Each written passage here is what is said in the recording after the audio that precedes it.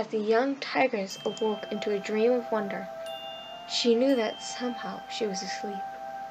All around her, chime-like sounds sounded, casting a serene scene. The young tigress glowed an odd orange, her eyes illuminating the path below her. But the path wasn't that of common soil. It a road of frothy clouds that wound its way through the star-dappled abyss that surrounded the quiet land. In the distance, as well as very far near, as well as very few near her, small lights flickered, dancing around her like curious bumblebees.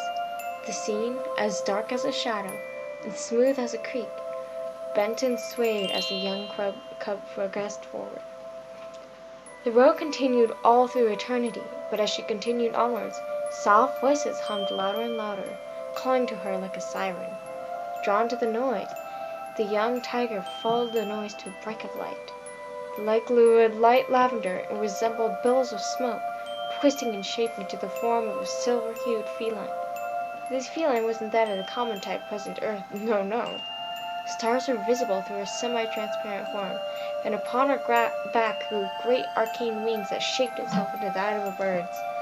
Off the wings, purple star dust floated gently off, casting sparkles to frolic in the air.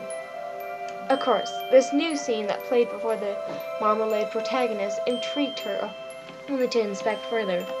As she neared the being with a voice quiet and as innocent as an angel, questioned her existence at the place of sheer beauty. "Where am I? What are you?" The spirit-like being gave a soft smile before kneeling down towards the young tigress. "I am the spirit of Dream, and you are in my hearth. All creatures come here, one time or another, and they either choose to stay here with their lost family or leave this beautiful place to continue their journeys, both static and fluid."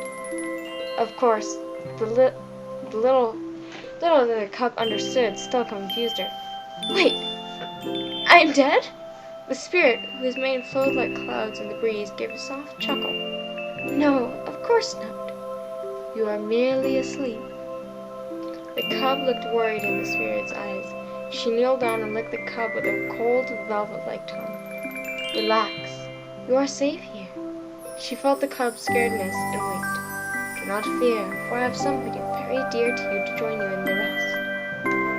Kantua was surprised to see that, as the transparent stepped aside, another tiger form appeared, as transparent as the first, with the same glowing eyes and arcane wings, with all the same stripes and coloration of the young child's birther. "Mother!" she cried out and raced towards the familiar form, nuzzling the spirit's legs with her snout. "Mother! Why did you leave Crescent and I miss you so much." The spirit wrapped her cold, semi-transparent wings around her child. "Relax, my daughter. I may not be with you in solid form, but my consciousness will always be with you. However, I myself will not be with you, but soon somebody else will be." Kantua looked up at her mother. "Who?" "Nobody will ever know unless you wait.